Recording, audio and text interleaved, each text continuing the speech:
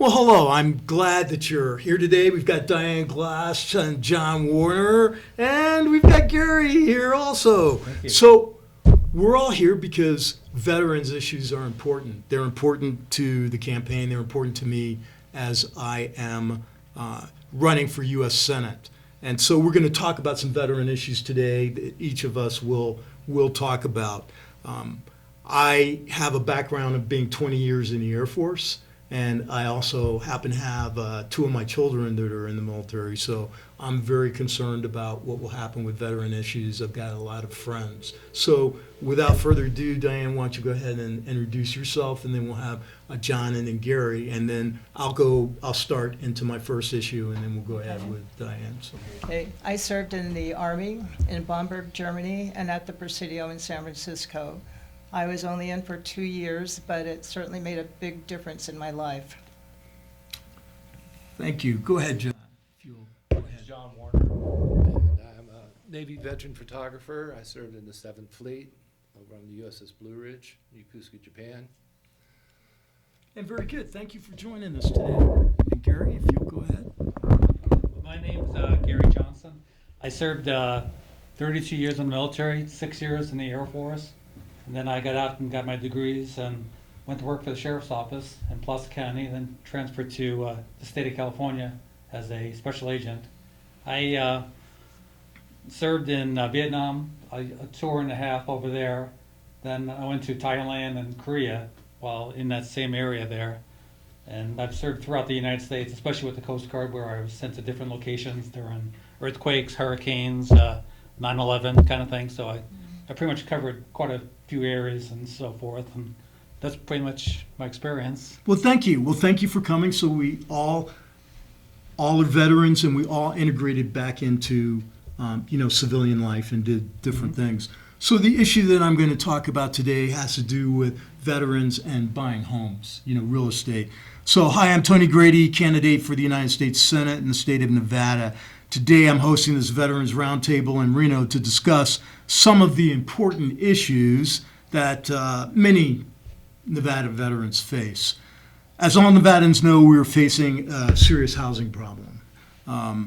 Financing a home is an issue at times. This is especially true for veterans. But what's happened with the laws due to the recent National Association of Realtors ruling, it prohibits sellers from paying commissions to real estate buying agents. What that does is that it gives VA restrictions preventing veterans from paying any commissions directly. So this means that veterans who are using VA loans to buy a home are prevented from having a real estate agent represent them. And that's not a good thing. They need representation in their transactions.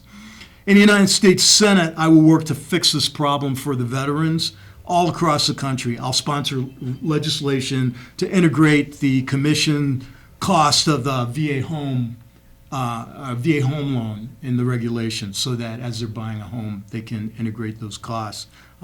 We don't want to make it more difficult for veterans to buy a home because of the cash that they have to come up with.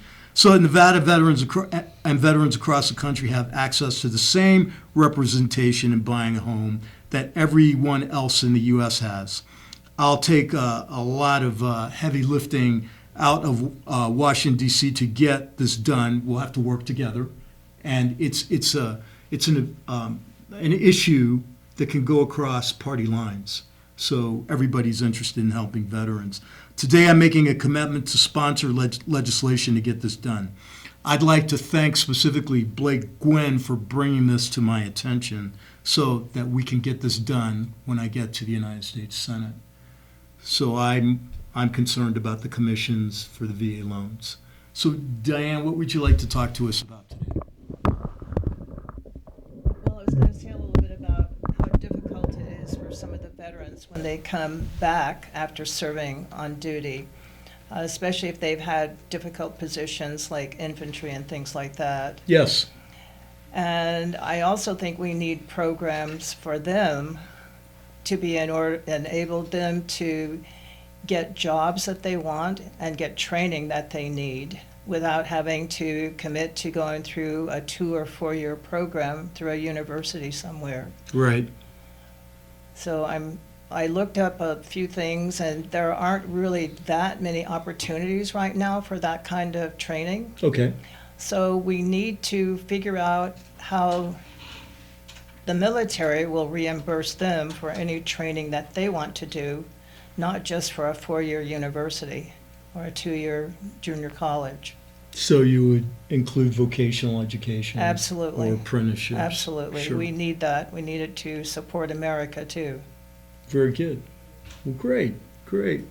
So, John, what would you like to talk to us about today? I wanted to touch base on equality, but I'll just mention something of what she just touched upon, and that's the transition of veterans into the civilian world, and it is something different because of the professional structure that the military has. Yes. And when we're transitioning back into civilian world, it doesn't seem like they have that standard, and so there can be a difference in adjustment there and so forth. But as far as the equality issue I wanted to talk about is basically with our government and the huge difference there is right now with our government and the people, we the people, and it just doesn't seem to, there's a lost connection. So explain what it is that you're talking about when you say equality.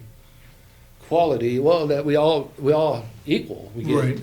equal justice, equal freedoms, all these things, and it just there's a difference. It seems like rich people don't go to jail. You know, there's a different standard for a different class of people and politicians, and we people get treated just a little bit differently, and we don't have there's a substandard there that doesn't match up. And I think. And are you thinking that there's specific issues that relate to veterans, especially when they come back into society? I believe it just all has to do with our morals and ethics. That we are just become better people, and we try to set a better standard. That we look at ourselves and each individual be the best person they can be. And it just seems with politics, we just have so many pointing the fingers at everybody else and no accountability, very little truth. Things don't seem real, and that's that plays into a whole different aspect of mental health with the people, and how they connect with our government, and if we're on good standing or if we're at odds. I see. And it seems like too many of the politicians are directing their own show and not really working for we the people. And I really think that we need some serious work on connecting with one another and being better people as Americans, because there's a lot of substandard that we need to change. Well, thank you. Thank you for bringing that up. And Gary, if you would share with us. Okay, thank you. Well, the first thing that I think we need to do is get Tony Grady in the Senate. He's an outstanding person and everything, and he can do a lot for veterans to improve their Well, thank health you. and so forth. But Thank you. that's the first thing we need to do. As far as my own experience working with home care, not home care, but VA health care VA and VA loans and so forth. I'm a realtor also, so I know all about. I've been doing real estate for about 12 years now. It's my retirement kind of job. But I also serve on multiple nonprofit groups that help veterans with home loans, getting home loans, and homeless veterans getting home loans. Very good. Because one of the nonprofits I work for is the Veterans Association of Real Estate Professionals, Okay. VA rep. And what they do is they get houses donated to them by the banks throughout the United States, and they get the houses and then they refurb them and so forth. And then we have a list of veterans that are looking for homes. So they get into a process where we check them out and everything, make sure they can financially get the house. It's kind of similar to Tunnels to Tower kind of thing. Okay. But ours is a little bit different where once they qualify for the house and everything, they automatically get the house mortgage free. They move into it, and we have a big ceremony that is held, and we have bands playing and so forth. And it's a pretty moving event kind of thing to see it, because I've heard a lot of sad stories of veterans that had kids and so forth, and didn't have a home to live in kind of thing, grandparents that had kids from their kids kind of thing, and had to take care of them, and they were living in like mobile homes kind of thing and so forth, and they couldn't afford a house, so they got into our program and everything, and we got them a mortgage-free house for free kind of thing, and as long as they could keep up paying taxes and maintaining and everything, after 1 year, they automatically got the house.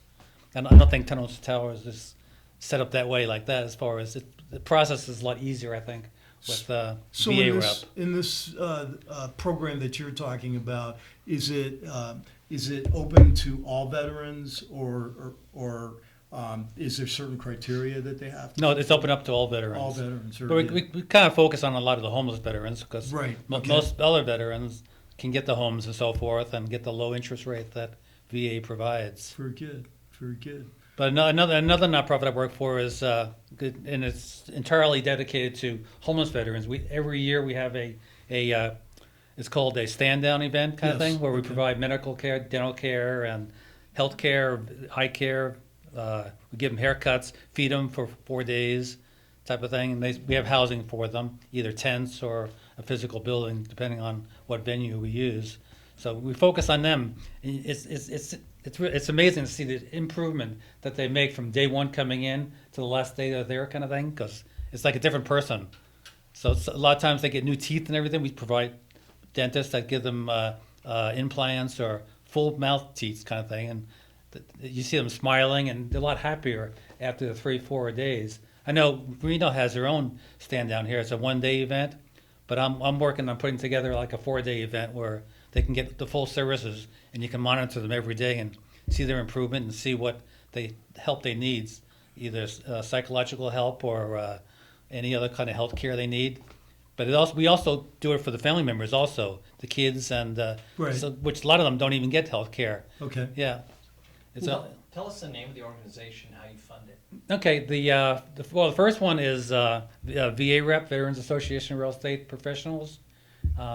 We have chapters located all through the United States and everything, in multiple states, kind of Okay. thing. Funding wise, we do grants. We get donations from businesses, kind of thing. We get a lot of donations from the banks throughout the United States that give us money but we still need a lot more money than that, because we have a wellness center also that we provide for PTSD veterans. Yes. It's in Prairie, Montana. We just opened that up last year. So that was through a lot of donations. We got to get that going and everything, but we need a lot more money to get it maintained. So that's where I think Tony would come in handy, as far as his connection with the Senate, to help us get some more money to help us out. And also the other nonprofit that I belong to, the stand down event. And that's entirely grants and also donations from people. And it takes a lot of money to run those things, but we get a lot of volunteers, and that what helps quite a bit also. But then we get businesses and the grant money. But it's amazing to see a difference of a person coming day one, they're pretty dirty and everything. We provide clothing and everything for them, give them haircuts and showers if they need it, kind of thing. And it's like a brand new person at the end of it. And then we get the stories of they go back to college and everything and so forth, or they need to complete their high school education. We monitor them all and everything, because we track them. And then we see sometimes we see a lot of same people every year, but after a while they get the word as far as, okay, this is a good thing to take care of my health and everything, my family's health, if the person has a wife and kids and everything, and we're providing that care for free for them also. Well, that's good. And so you're talking about the whole person. Yes. So we've had, the opportunity today to talk about what your organization was doing for the whole person to get them back up on. Diane shared with us about transitioning back in terms of education. And maybe one thing I would add to the education is that you're talking about helping veterans get education, but I'm also thinking that a lot of the training that veterans have in the military should be more easily transferable to the civilian world, as opposed to having to start at square one. Because of course we know, having been in the military, there's a lot of skills that you learn. So there's probably some work that we can do on that. And in terms of John, you sharing that we can be better people, all in the military. One of the good things about the military is that the military in the United States is not a separate entity. It's we. the people. And so it's a great melting pot too, because you get people from all over the country that come from different backgrounds, and they learn to work together to solve problems. And so when you're talking about being better people, it's the military people that can bring a lot of that to our society, from the standpoint that though somebody has a different background than you do, we all can work together to solve problems. But I thank you all for coming here today, because our purpose is to let people know that veterans are important, and that as Nevada's next U.S. Senator, I will work tirelessly to work on transition, to work on folks being treated equally, and to work on programs that when we have people with PSTD or homeless or other issues, that we get them integrated back into society. And sometimes people need a little help to do that, homelessness and that sort of thing. So, sure, go Can I just ahead. add one more last thing? Please. I'm real familiar with the healthcare system as far as in all the states and California and Nevada. But I gotta say, Nevada, of all the places I've been to, Nevada's probably got the best healthcare here. For the veterans? Yes, but I think with Tony as in the U.S. Senate, he can even make it even better as far as a better system and appoint better people running it, kind of thing. But the nonprofits I know need help with money, kind of thing, and Right. I know the VA healthcare here in Nevada just does help out as far as any of the nonprofits that help homeless veterans and everything. But I think that having someone directly in there that is focused on veterans' issues and everything, Tony Grady is the person that could really help us out. Yes. Well, thank you. Thank you. Thank you all for coming today, and aim high, Nevada, and we're going to take care of our veterans.